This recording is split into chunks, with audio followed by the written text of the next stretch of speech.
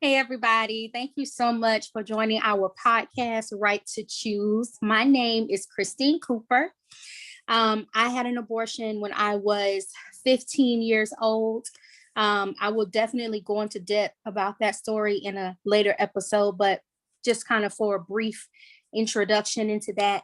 I was 15 years old. I did not believe in abortion. It was not something that I wanted to do.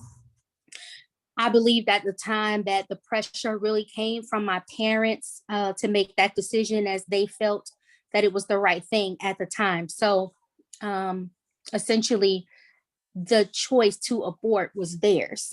Mhm. Um, so there was trauma in my life. After that experience, there was immediate regret and sorrow that at 15 years old was very hard to wrap my mind around um, how to get through, how to begin to process, how to look to God, or even if I should look to God in that moment for Mhm. any type of healing. Um, Here I am today, 18 years later, as you can see, filled with a joy that was not there before. And I definitely attribute that to my relationship with God. So I will turn it over now to my beautiful co host. She can introduce herself.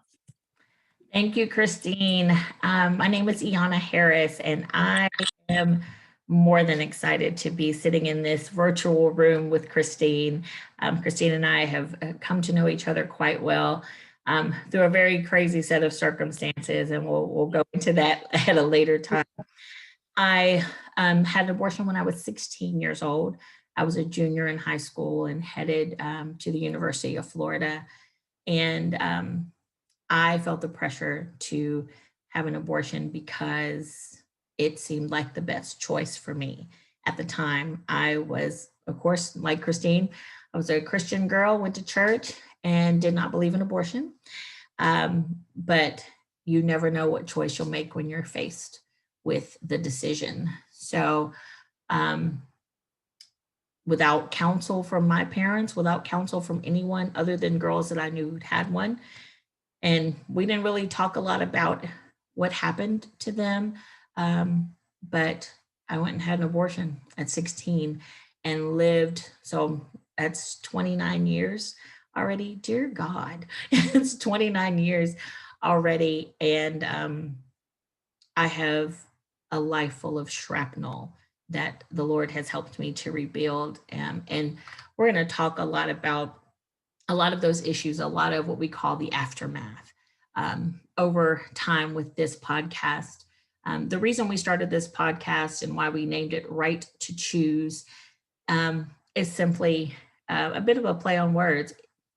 It's your right to choose, but is it right to choose? And that's something that has perplexed both of our minds and our hearts over the years, and something that we've talked ad nauseum with friends and colleagues and coworkers and spouses and family members about their thoughts on abortion and when abortion's right, when it's not right, who should make the choice, and whose body it is, who should be involved in the choice, all of those parts.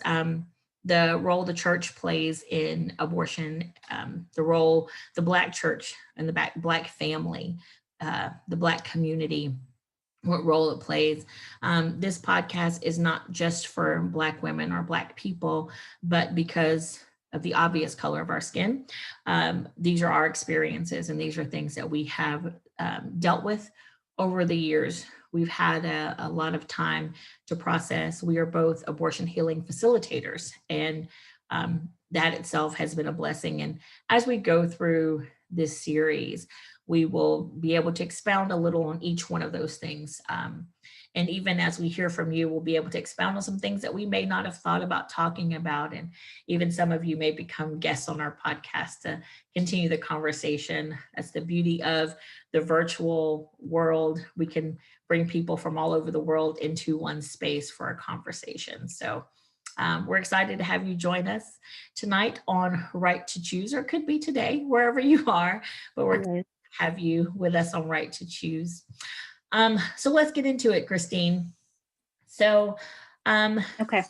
We both have talked about being Christian women, being young women. We were teens when we had our abortions, and we both had family with us, and our families influenced our choice. Can you talk a little bit about how we sometimes will process our choice? Well, it's my choice, it's my body. We hear those kind of expressions, or I didn't choose it. I know that you made the statement, it was my parents' choice, but let's talk a little bit about those choices. Yeah. So for me in my situation, I think that the heart behind what they were trying to do was based upon a desire for a particular future that they wanted for me, that they did not see a pregnancy at 15 playing a part, which from a parent perspective, I'm sure that choice for them was easy. If I'm honest, they looked at it, probably weighed the options, of everything I said I wanted to be up until that point in my life and the probability of making it to that end result with my current situation at the time of being a teen pregnant girl. Now, what I can say about that is that choice, of course, put me in a position to where I felt like I had no choice. And the inability to choose is what I believe propelled my life and catapulted it in the direction that it went. There was a feeling of hopelessness. There was a feeling of helplessness. There was an abundant feeling of just having no say so over what was happening in my body, but not only in my body, to my child. My parents were making a decision about my child in the grand scheme of things. And I felt like I had no control, no say so over their life. What happened, I believe, in retrospect, now that I think about it, is that it forced me into a place, or it placed me into a place where I struggled with choices from that point on through many years of my life. I think I started actually looking for affirmation of everything that I wanted to do after that. I needed somebody to tell me it was okay to do stuff. I was, up until that point, I was super secure in anything that I was thinking. I was ready to move in ways that I felt comfortable moving in without the necessary validation from anybody else. And I felt like after that point, it made me now have a need for someone else's opinion on what I should do in any area of my life, honestly. Right. It's so interesting when you were talking. What stood out to me was the inability to choose. It's such a hard line to walk when you're dealing with.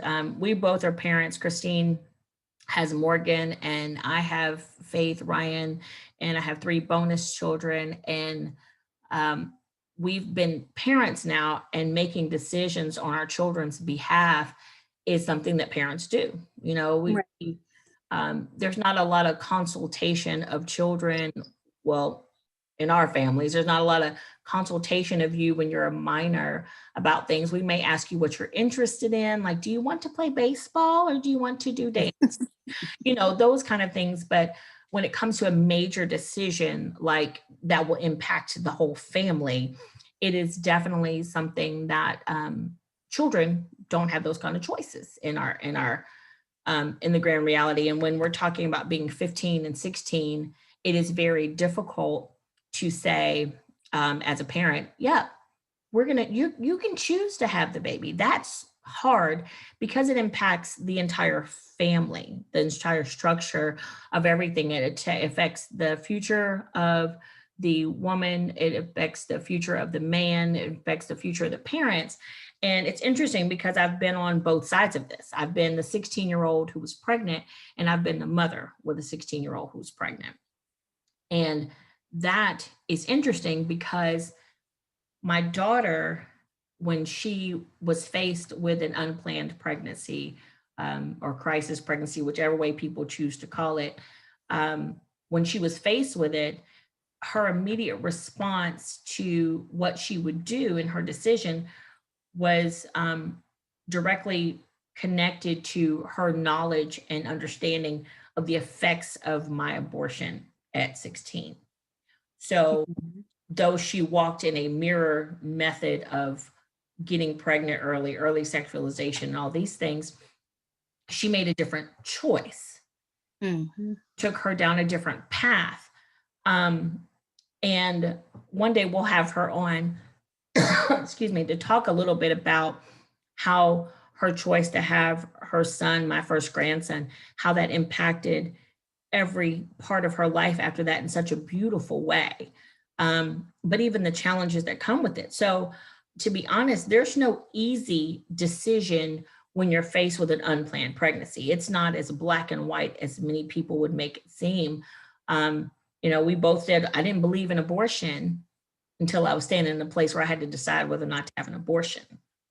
And that's heavy. Like, I didn't believe in abortion. What do you mean? I mean, if you're pregnant, you need to have your baby. You shouldn't have got pregnant. Those are the kind of things that I said. I remember thinking that there's a type of girl who gets pregnant in high school. It ain't me. Right? It's not me. I'm not that type of girl. And then I'm the type of girl. Like, and there's no type. There's no, when I look through the myriad of women that I have walked through abortion healing, and I look at them, even at the age that they were when they had their abortions, it's such a variety. I can't even, when you're sitting in the mall, you're sitting in the store and you do a glance around, chances are you're in a room with, 50% of women who've abortion. So there's not a particular type of woman who ends up in an unplanned pregnancy and chooses abortion. And what do you think are some things that push us into a place where, and it could be your own experience or even other people's experience, but what do you think pushes us into a place that makes us feel like that's what we have to do? Yeah, I think it's a lot of things, honestly. I know from my perspective of being 15 years old, that decision was probably influenced by financial support, because I was 15. My parents know what it takes to take care of a child financially. They knew what it took for 15 to take care of me.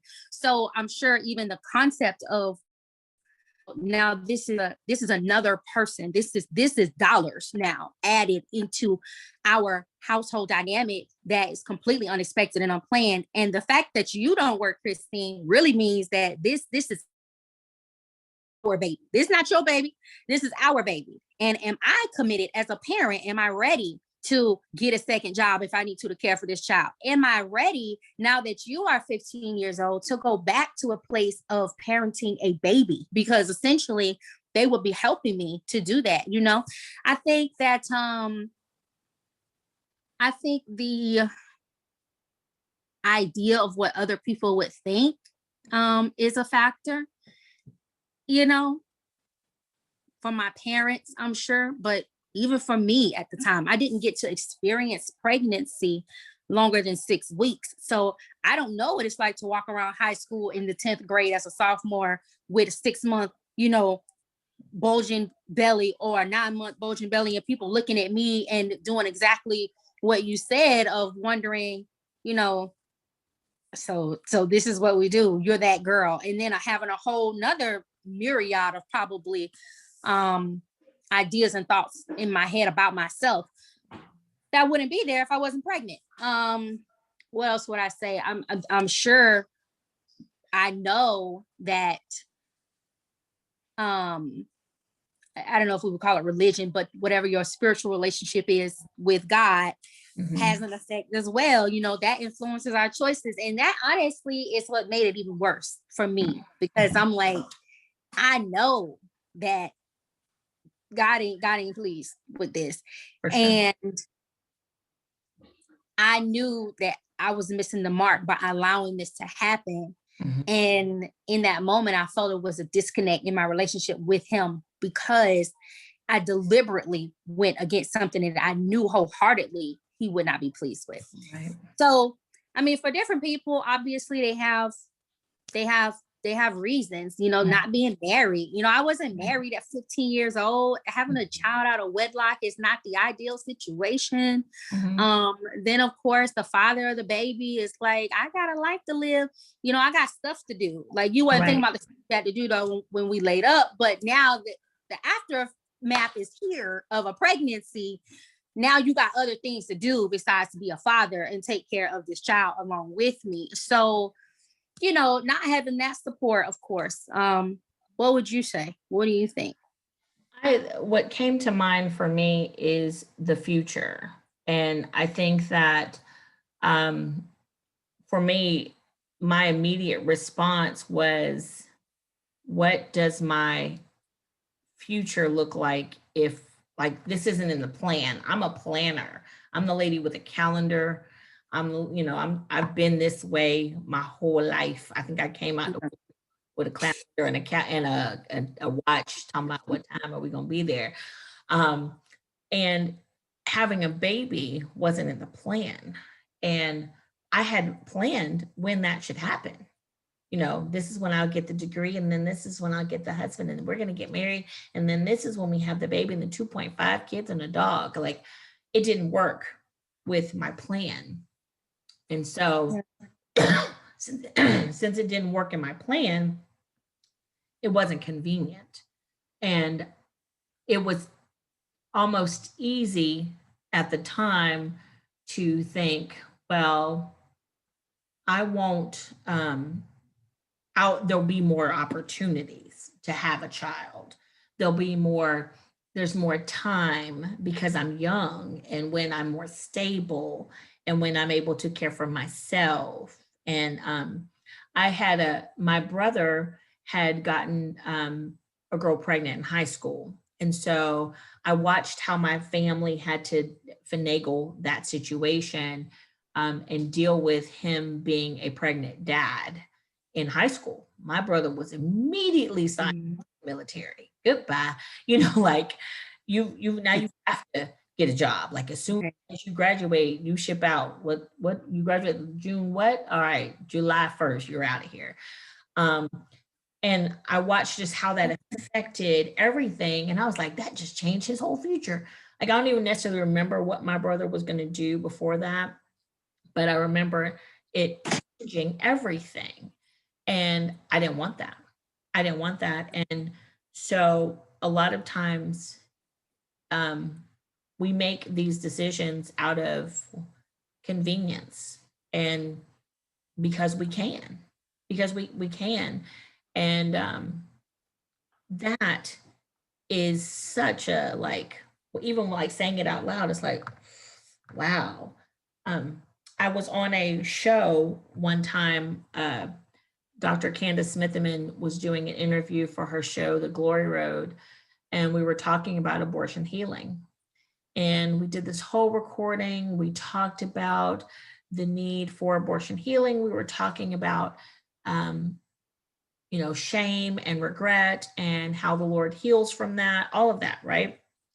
And it's this beautiful show. It's this beautiful episode. And I'm like, Lord, amen. You're going to use this. It's going to be great. Well, she calls me after the show airs, and it's on her YouTube channel. And she says to me, hey, do you know such and such, whatever the name was? And I was like, I have no idea who that is. So she shows me one of the comments on her YouTube channel to the broadcast, and it said POS murderer. And she was like, what does that mean? And I just stopped and I stared and I said, it's piece of murderer. And she goes, and she wanted to delete the comment. She was like, I'm going to delete it. I said, no. I said, you leave it. It doesn't change the fact that it's true. I mean, they could have been a little more polite about it, but like, it's true. And for the rest of my life, I get to stare that choice in the face. Right. The rest of my life, when I count my children, I count a child in heaven. And when you say, some women don't say and do say, however, when you say you have a child in heaven or you have suffered a pregnancy loss, if you suffer a miscarriage loss, it's immediately, I'm sorry. If you say an abortion, it's like, Yeah. it's Yeah. silent because they don't know what to say. And most women won't say that they've suffered that kind of a loss at all, because, you know, will be an allusion to a future episode about how, do we really have the right to grieve when we chose abortion?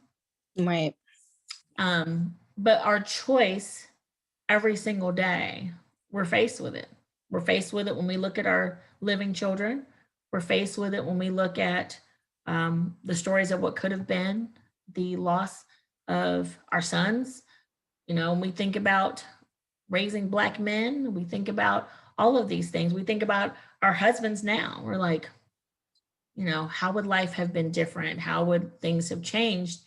And it's a fine line of regret sometimes. And, you know, it's a very real part of grief and a real part of choices.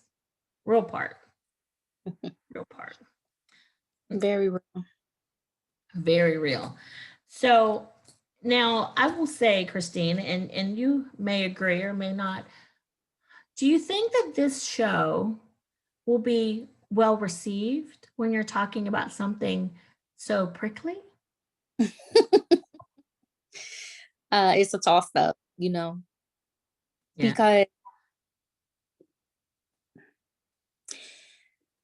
I believe that it will be well received by women who have thought about whether they should or should not choose to abort a child, that may be pregnant right now Mhm. and may not necessarily understand the full um, the full picture of Mhm. what choosing to abort will leave them with Mhm. um, after that baby is removed from their body. Mhm. I feel as though women who um, may not be pregnant right now, may not have any children at all, will also gain a perspective into how they could possibly preliminarily value the life of their child in a different way Mhm. than they may not have ever considered before for their Mhm. future. Mhm. Um, but then I'm sure there will be those people that join and listen to this these podcasts and respond in the same way that that person responded with, you know, the podcast you did previously, with name calling and shaming and, you Mhm. know, condemnation responses and things like that. I think that I honestly think that all of those things though create a healthy conversation. Um, Amen. they do. Mhm. And that's what we're here to do at the end of the day, is to Absolutely. have a dialogue that doesn't get spoken of, to bring to light a subject matter that is considered to be taboo and one that is something that you keep in the dark. And so our being purposeful to bring this to the light Mhm. is what it's about. Mhm. Mhm. Absolutely. I think that is 100%. The conversations are not happening. The conversations are not happening in circles where we are. I was just talking to Christine about the newer app Clubhouse and how there's lots of topics in Clubhouse, lots of conversations happening. And I'll see this conversation happening. And I said, well, Lord, you know, here am I. And, and we'll start us a room on Clubhouse. Look for us, Clubhouse room, Right to Choose, because it's necessary to start the conversation. I believe that education is essential, and part of education is experience. And in order for me to get a better understanding about a woman who's made the choice for abortion, and then the space that her mind is in that time, but also helping a woman to understand, even the woman who's made that choice or the man who's contributed to that choice, helping to help them to see the need for healing, because many of us will stack stuff on top of our abortion story. We'll stack stuff on top of it, and we all say, what? I'm fine. I'm good. I'm forgiven. Yes. Praise the Lord. You right. But Jesus Right. deal with some of that nasty up under there, the stuff that we like to hide behind, and that the enemy doesn't want us to expose. So these are some conversations we'll be having, and we'd like you to come along for the ride. Yes, please do. All right, we'll see you next time on Right to Choose. I'm Dr. Iana Harris, and this is my friend, Christine Cooper. Bye, y'all. Bye.